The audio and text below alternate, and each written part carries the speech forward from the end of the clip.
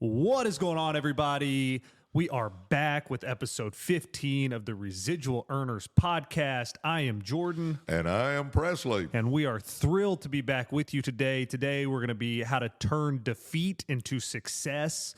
We have a bunch of great topics, a bunch of great points to go over this, and we're happy to be here. We also are doing a giveaway for 3 lucky subscribers to the channel. We're doing a copy of Millionaire by Halftime and a copy of Be, Do, and Have More. These will be signed copies, and to enter to win, all you have to do is subscribe to the channel. You have to put a thumbs up on this video and leave us a comment. Those 3 things: subscribe to the channel, like the video with a thumbs up, and leave a comment, and you will enter to win both of Coach's books here. And they will be signed copies. Once we pick the 3 winners, we'll get addresses and get these sent out. But that's an awesome little giveaway we're doing here at the Residual Earners channel. And we have a lot to go over today.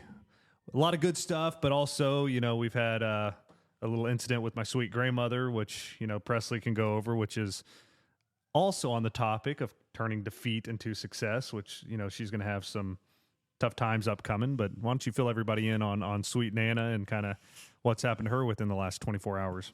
Yes, it's been an amazing 24 hours, I would say. Amazing may not even be the right word. But anyway, I was talking to Jordan as he was driving home from the airport. He had flown in from Calgary, where he and Grayson had been doing some hockey stuff. And Nana lives in our guest house. That's Jeannie's mom. She's just like my mom. And when I'm talking to Jordan, she calls, and I thought something just didn't sit right. So I jumped off with Jordan and answered it. Something just told me to, and she had fallen getting out of the bathtub. And so Jeannie was sitting there with me, so I told Jeannie, I said, she's just getting out of the bathtub, so you run over there and see what's going on. Well, I get a call a few minutes later that, they'd got Nana halfway dressed anyway, and they got me over there, and I picked her up and got her in a chair. But to make a long story short, she had broken her hip, which obviously is not good. Obviously, she's at the hospital right now as we speak. I think the surgery is going to be this afternoon or first thing in the morning. I was up there earlier and then came back to do the podcast, and Jeannie relieved me up there at the hospital. But, as far as turning defeat into victory, this has a bright spot too. Now, obviously, you don't want your 86-year-old mother going through stuff like this, but her left hip has bad arthritis, and it had been bothering her a whole lot lately. Not her right hip. Her right hip's in good shape, but her left hip, for whatever reason, well, the good Lord has a plan here, and the good Lord let her break the left hip, which we had actually talked about maybe needing hip replacement. So it kind of answered the question real quick for her right there. There's no option. She's going to have to get it fixed. But in the long run, now I hate the next 3 or 4 months that she's going to have to go through rehab, but I think in the long run, we're going to turn defeat into victory, and she's going to be able to get around so much better. And by the way, for an 86-year-old lady, she doesn't look 86. She doesn't act 86. She still drives and blows and goes and shops and travels and all that. So I think this is going to be a blessing from the good Lord. Definitely. Yeah. So everybody listening, just keep her in your thoughts and prayers. Hoping a speedy recovery. I went by there as well this morning, and the kids made some cards for her, so she was happy to see that. And just the sweetest lady, just an amazing grandmother. So hopefully she'll be back on her feet quickly, and I'm sure she will be. But absolutely. Before we get into the nuts and bolts of what we're going to talk about, you kind of had a big hockey weekend this weekend. Yeah, I got to go to Canada. I think I may have said Grayson's made a team up in Canada, and they had their first practice. It's a AAA team, full ice for a 6-year-old, which is a big change for him. So just had a bunch of fun meeting parents, just kind of getting into that with him, letting him meet new friends. He's got a good buddy on the team, which, we pulled up he was a little nervous. We pulled up in the parking lot at the same time, and his buddy came and jumped on him. So kind of relieved some of those nerves for him. And it was a lot of fun. It was a little cold still, 30s and 40s, but it was a lot of fun to get up there and see him happy. Yeah. And Jordan was telling me that he was one of the better players. He's So still good. So that's good. And by the way, in case you guys hadn't heard, Jordan and Nikki are moving to Calgary. So moving to Calgary, still going to spend a bunch of time down here. But we're excited for the next chapter in our lives, and it's bittersweet and tough, but I think it'll be a good move for the family and good for the kids. And, we'll see how it goes. I've never lived 1,200 miles from Jordan, so this will be a little bit different deal here. When he went to Arizona State, we actually bought a house in Phoenix so we could be at the game. So this is going to be an adjustment for Jeannie and I, but I'm excited. We're going to, you turn defeat into victory. I mean, we're gonna end up making this a good thing. So it's all good. Definitely, because as y'all know, in one of the last episodes, we went over kind of our friendship and how close we are, and we talk every single morning on the way when I'm heading into the office or whatever it is, and usually on the way back, and if I go to lunch, and kind of any time in the car. So about 10 times a day, probably. A lot of times. So nothing will change there, but it'll be a little different. But we'll adjust. But let's go over kind of turning defeat into success, and we don't need to go. We've done it before, but kind of your background of growing up, it was a tough upbringing. Gigi, your mom, did such an amazing job, worked hard, but obviously you weren't given a silver spoon growing up. You didn't have, nothing was handed to you. Kind of what were some of those lessons learned early on that you turned, into the success you have now? Well, number one, I don't believe that anything happens by chance. I'll tell you, the good Lord has a plan. He created a plan for each and every one of us in eternity's past, and he just orchestrates that plan. So nothing catches the good Lord by surprise, let me tell you guys. And I can go all the way back to my literal beginnings. And I think at one of our episodes, I said that I had a 14-year-old mother that got pregnant. Obviously, back in the 50s, that was not a cool thing. Not that it is today, but it really wasn't a cool thing back then. And the dad said, "You ain't keeping that kid."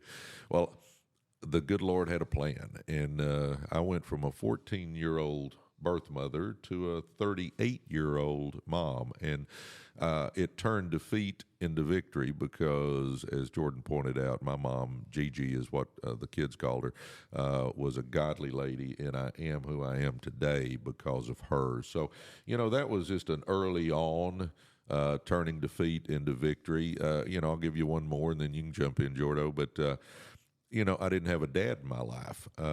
Dad, he had run off, wasn't a real good guy. But, I love basketball, and my coaches ended up being my role models. And, it turned that defeat of not having a dad figure in my life into a victory, because starting when I was just a kid, a guy named J.B. Kirk at Oak Crest Baptist Church, where you played all the little leagues and all that stuff, an amazing role model, godly man. Then when I was in middle school, a black gentleman named Henry Warren, who I loved Coach Warren to death. I mean, I idolized Coach Warren, and another good guy. And then I had Coach Mayo. I mean, Coach Mayo, godly man who was an amazing role model. And then my junior and senior year, I had a gentleman named Coach John Paul Fultz, who was just a good man, a moral man, taught me a whole lot. So it turned the defeat of not having a dad in my life like you did, but I had basically kind of like four dads, and then you add Manny in the picture. Yep. I was blessed to have some amazing role models. So, definitely. You can make the best of everything, and I think that's what we did there. So before I get into kind of some of my stuff, which I'll say I had it a little easier than you did, but I got two questions for you. One, what keeps you from keeping your dauber in the dirt, feeling defeated, saying, nothing's ever going to happen with me. Why am I so unfortunate? Living in that, headspace of just being defeated in life. How do you turn that and say, hey, you know what? I'm going to make the most of myself. I'm going to get up out of my situations and actually be someone. Well, it goes back to how I started this. What drives me, what gives me hope is that I don't think that anything happens by chance. The good Lord has a plan, and I believe with every fiber in me that He has been forever, and He will be forever. And in eternity's past, He came up with a plan for our lives. And he sets and orchestrates that plan. And so God's got a plan. You know, if I just thought things just by chance happened and you just hoping everything turns out okay, it would be tough on me. But I was blessed to have Mom who was had me in church. My gosh, I grew up, in church, and I grew up believing that the good Lord is in control of everything. So it kept me focused. Now, the good Lord doesn't promise you won't have a trial along the way, and obviously we've had lots of trials, especially lately. But that's what kept me going, Jordo, is just faith in the good Lord. I don't believe the good Lord has any maverick molecules out there. I think He's in control of all the details. I think He knows exactly what's going on, and it's up to us to just put our hope and faith in Him. Definitely. So my next question would be on, being a role model for me, being an unbelievable father figure. You didn't have that in your life. So how did you turn into an amazing dad when most people that don't have a father figure in their lives, really struggle, and when they have their own kids, it doesn't always turn out great for them being in their lives. So how did you turn that negative into a positive with me? Well, one, I was watching J.B. Kirk and Henry Warren and J.D. Mayo and John Paul Fultz. I was watching Manny Carter. I was watching people that were good people. But then, I used my dad was a role model Of what not to do. of what not to do. I played sports my whole life. My dad never came to a game. I mean, not one. With you and with Sarah Beth too, with her singing and cheerleading and all that, I didn't just come to the games. I went to as many practices as I could fit in. So I used him kind of as what would Dad have done? Okay, I'm doing the opposite. And I mean, that is so sad. That sounds terrible when I say it now, but it was the truth. Given 30 seconds on him, he started out as a good guy. When he and Mom got married, good guy. He started drinking occasionally, then a little more occasionally, then every weekend, then every Friday, Saturday, Sunday, and then he got where when he'd come in from work, he would drink, and he just turned into an alcoholic. Yeah. I don't think he started out a bad guy, but he just let alcoholism take him over, and it was sad. Yeah. So I guess important, kind of the moral of the story, what I'm hearing, and correct me if I'm wrong, but regardless of where you are in your life, find role models and, have someone to bounce ideas off of. Let them teach you things, soak it all in like a sponge. And even if things aren't going the best in your life right now, let's find a way to get up out of that. Well, yeah, I teach all the time when I'm talking is that, guys, everybody listening to us today, I don't care who you are, you can show me a room of 10,000 people. And everybody in there has some dirty laundry. Yeah.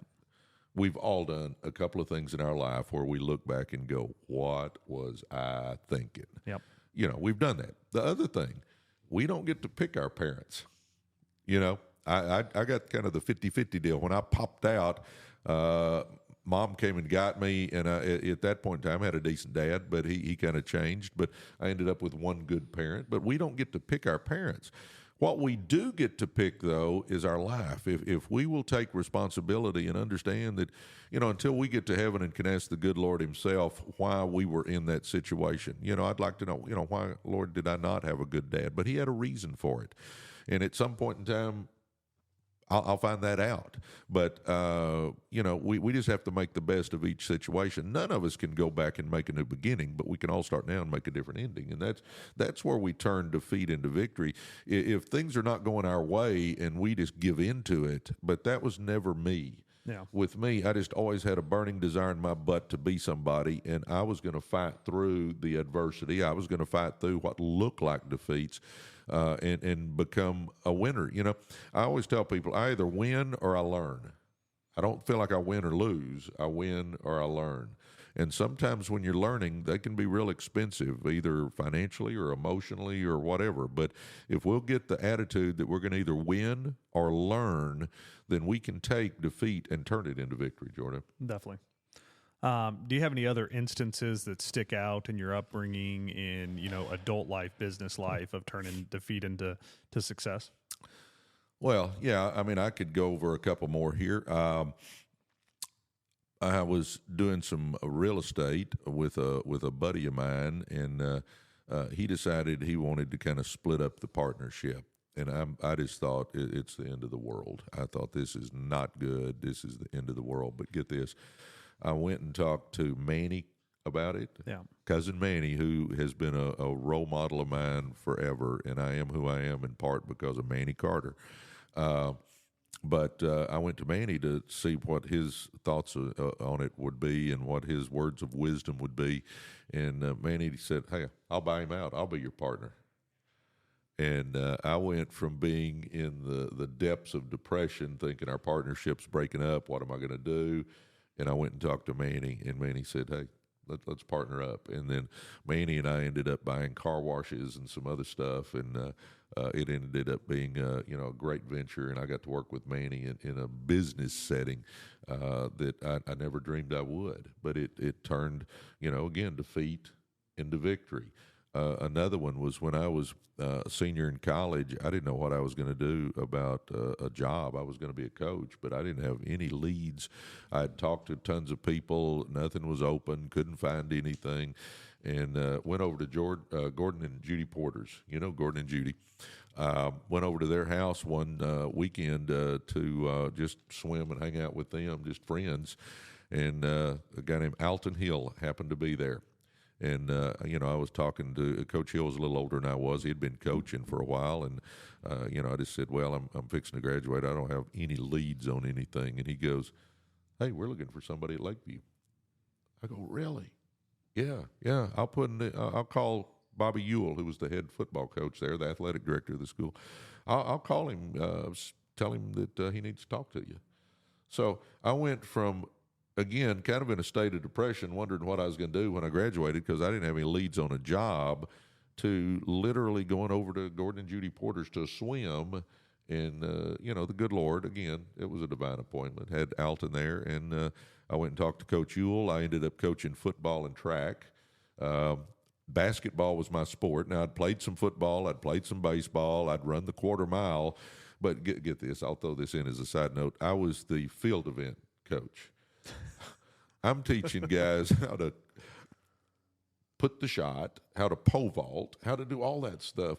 Talking about reading books and asking people and studying, and I went to a conference where I could learn.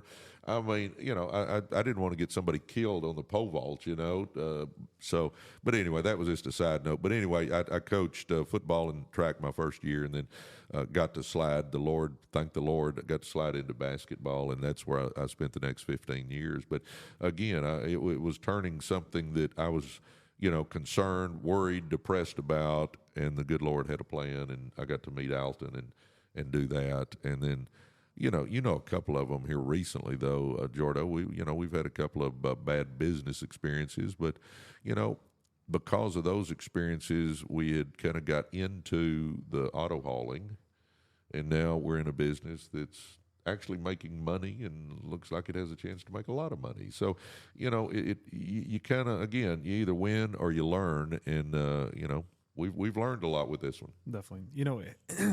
One thing I love about this podcast is I learn new things about you all the time. Every time we sit here and talk, how you got your job at Lakeview. I think I knew that you did some field stuff. I knew you did shot, but I didn't know about pole vault. That is bizarre because that is not a. I wouldn't think that's just easy to jump into, and people, they could really get hurt. Oh, those young guys were looking at me, wanting to know how to do it, and I'm telling you, the pole vault's where I probably spent more time talking to pole vault coaches, and I went to a conference and sat through seminars on how to pole vault, and I'm reading books on how to pole vault. And did they ever ask you to show them? Yeah, I hear what you're saying, Coach. Could you please just show me one time on how to get over that 18-foot bar up no, there. No, thank the Lord they didn't ask me because I couldn't have done that. Now I was 22 and in great shape, and I could halfway show them how to put a shot, but pole vault, no, I couldn't do squat. Do you think your putting of the shot coaching led to my 8th grade second place in district finish in shot put? Oh, I think that was the reason. I mean, Why not tell our viewers here about my 8th grade experience there, because that was. Well, this was kind of comical. Jordan, to this day, is slender. Well, when I was really slender when in he those was in days. the 8th grade, I don't know what he weighed, but he was a toothpick. And somehow Coach Johnson put you in the shot put. Now, how in the world that ever happened? And, this is the city meet. Jordan's in the shot put. And all these guys are big football-like looking guys. Linemen. Big linemen. I mean, even in the 8th grade, 200 pounds plus. And I don't know if Jordan weighed 100 pounds wet, But he got out there, and it was the most unbelievable thing. I mean, he put the shot and came within an inch and a half of winning the city championship on the shot put, going against guys that literally were twice his size. And it was a pretty amazing deal. Strong. I guess so. You had something going. Strong. We'll go with that. But, as far as my stuff goes, obviously I didn't have the same upbringing. I had one of the best upbringings I could possibly imagine. But, my stuff comes just from more sports and kind of building off that story of I was always the smallest and I played up. I played up an age group in baseball all the time. And golly, 14 was that year that I didn't play much for the Texans. Was it Texans still? I believe so. When Randy came and coached. I didn't play much, had a really tough year, but I was so small. Like other guys had grown, they were big and strong. I was small for my own grade. I was playing up a grade and didn't play much. But let me interject real quick here. His attitude, though, was amazing because he had the attitude of, I want to play. And, I mean, he would come in from school and go, Dad, let's go hit. Dad, let's go hit me some grounders. Dad, let's go. And, I mean, his work ethic, because he wanted to be good, I think it was a blessing in disguise. I think, again, we turned defeat into victory because you worked your butt off that year and became a much better player, much better skill set, and then you grew. Definitely. So, what I would call turning defeat into victory for me was I had to learn to do things the right way. I wasn't going to overpower guys. I wasn't, getting out there and finding a lot of success. So I had to do things the right way. So learning how to do stuff the right way in return, when I did grow, got a little stronger, all these things led me to being one of the better players on the field. And you could have given up at that point. You could have said, this isn't for me. I don't like it. I'm not playing. I quit. But you just got to stick with it. And I think the best thing I can tell people watching the show right now is you got to stick with it. When things aren't going good, if you want to be successful, you have to stick with it. If you don't stick with it, you're going to give up, you're going to be defeated for good, and you're never going to get to where you want to go. Nothing in life that you want is easy. It takes work. And just because stuff's not going your way, you do feel down in the dumps, you have to keep going and find the success you're looking for in the long run. Absolutely. And I think something that we get in our mind is that winners don't fail. Correct. Winners fail, guys. They just don't quit. So you got to understand. I could sit here and we could spend a whole show on my screw-ups. I mean, I've hit a couple of them here, but I mean, I got pages of them. But quitting never crossed my mind. When people are reading, about my life when I'm dead and gone, they will never read that he gave up or that he quit. That's just not in me. I will fight to the bitter end, and I think that has been the key to my success. I tell people all the time, I'm not the sharpest knife in the drawer, but I had a burning desire in my butt to be somebody, and I was willing to go through whatever it took to get there. And I think you've got to understand, you're going to have defeats in your life. You're going to fail some, but it's one of those things where you don't win or lose, win or learn. And my gosh, here recently we've had a business deal go south on us, and that could have got a lot of people down and depressed and just said forget it. But with Jordan and I, it's okay. Let's just figure out where we screwed up. Let's learn from it. Okay, let's get to the next one. And I think that's the attitude that if you want to be a winner, whether it be in life or business or anything else, you got to go. And then, the other thing I'll say is, I put my faith in the Lord. I put my faith in Jesus. He's the one with the plan, and he's orchestrating that plan. We just got to understand that things aren't just happening. Nothing catches him by surprise. And he lets us go through a lot of stuff because I and Jordan too, we've learned so much more when we've had tough times than we've had the good times. You don't learn a lot in the good times, but baby, you learn a lot in the tough times. And like he just went over, the year that he wasn't playing a lot is when we really focused in on his skill set, and he learned a lot on that year. Definitely. And I think that made the difference in the next 3 or 4 years that, he ended up being National Player of the Year in high school. So definitely. And, it's when it's not involving sports, just in real world, getting back to self-growth is huge to achieve success.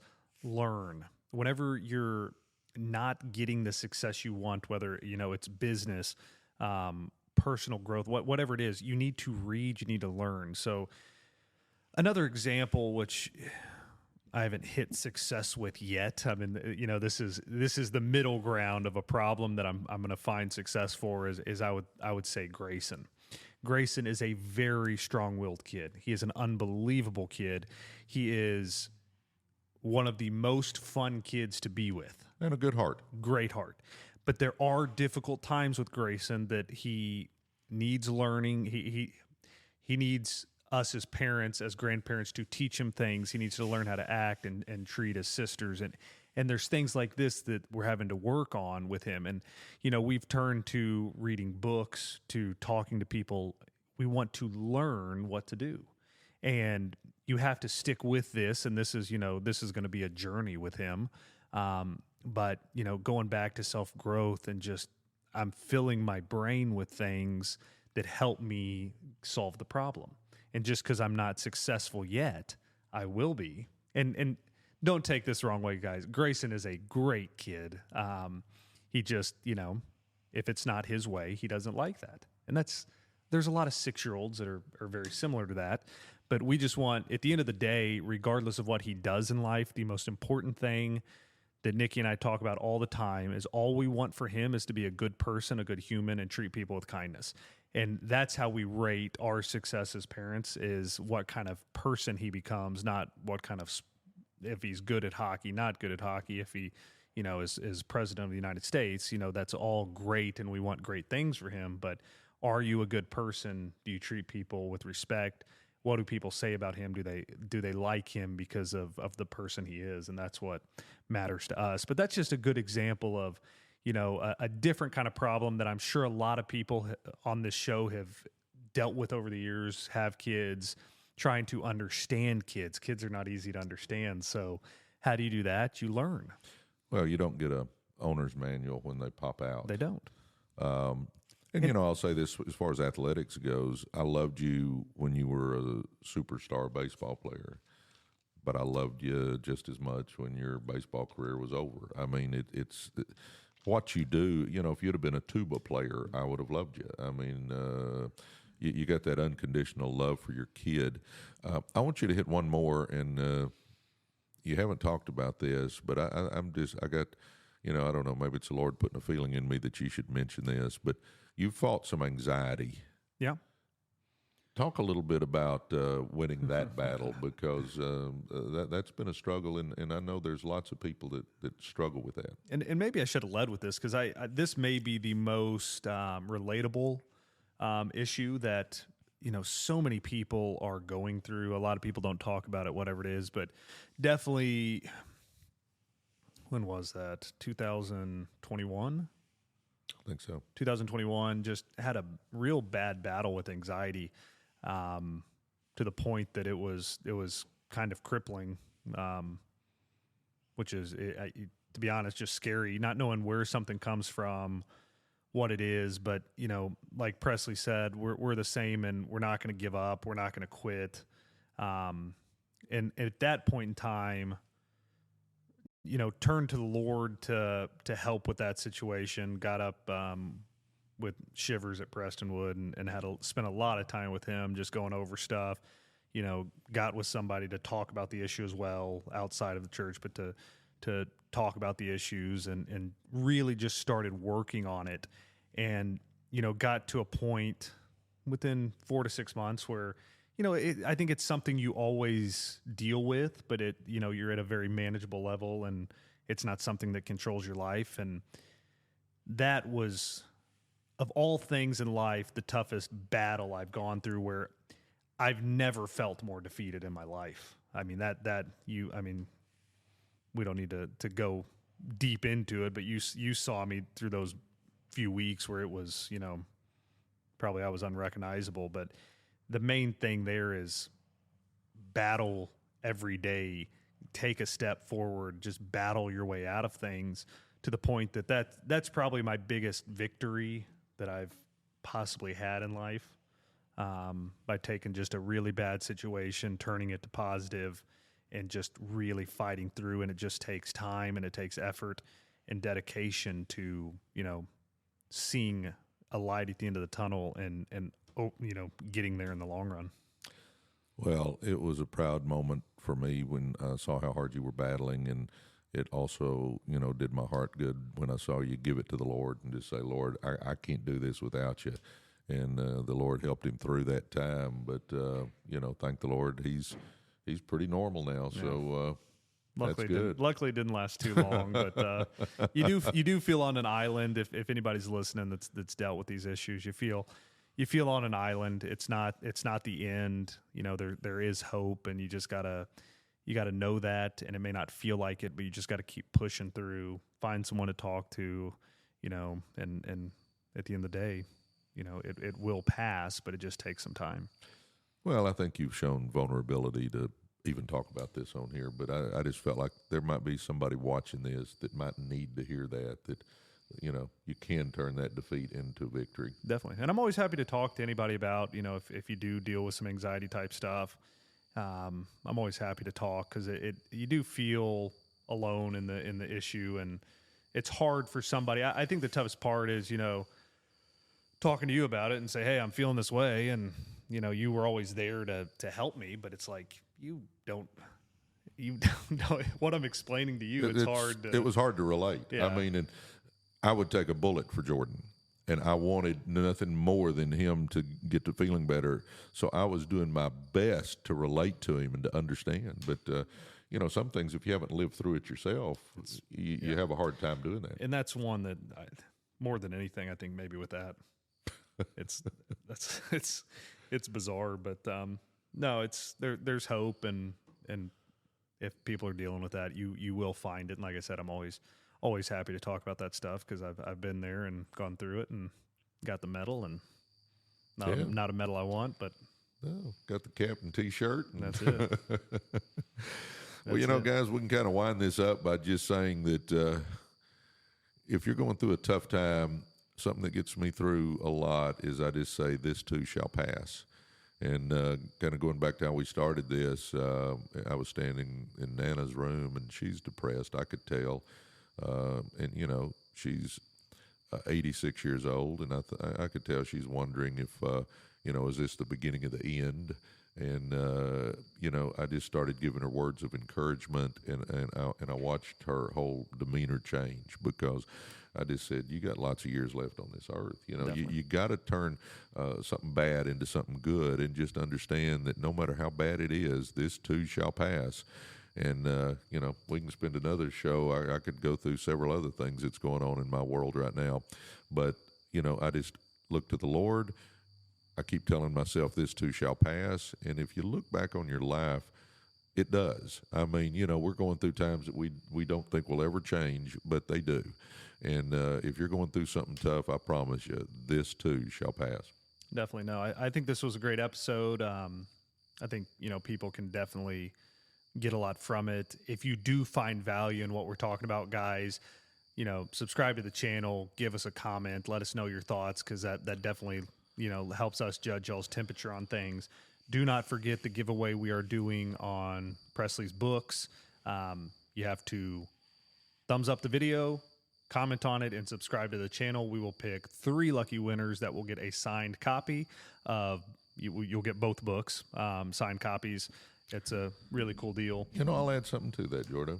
Give it to them. The 3 people that win this, after you've had a chance to read the books, look through them, if you want to jump on the phone and get to talk to me and ask me some questions, I'll even do that. How's that? Perfect. Let's do this again then.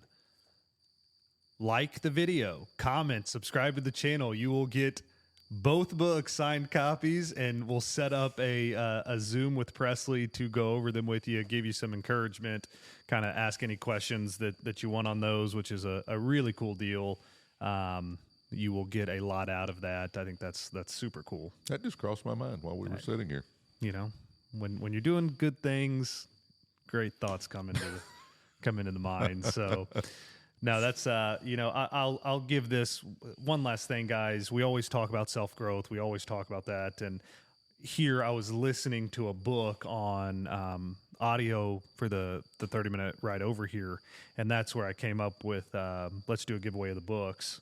I feel like there's so much good information in there. Let's get them out to some people and see. And it's just, after I came up with that idea, I'm just thinking, this is why nothing in what I'm reading is telling me to get on YouTube and do a giveaway on your channel, but your brain just starts thinking different ways because you're filling it with good stuff, and then that's where the growth begins. Amen. Which I think's super cool. But guys, we thank everybody for jumping on today. We love doing this. This was episode 15, and this is the first episode that Presley didn't say, "Oh my gosh, it's already 15." I started to say that, and I decided I'd do that every time, so I wouldn't today. So it just didn't feel right without you saying it. But another fun one. Always love doing it with you. Our next one will be 4 months. 4 months. Doing this. But we are consistent, guys. We are every Friday morning putting this out, and we're going to stick doing this every single week because Presley and I love doing it, and we're hoping it brings value to each and every one of you. Well, God bless you guys, and if I can do anything, let us know. Like I said, if you got anything you want us to cover, put it in the comments. We read those. We will try to cover any topic that you want us to cover within reason. Awesome. Thanks for jumping in, guys.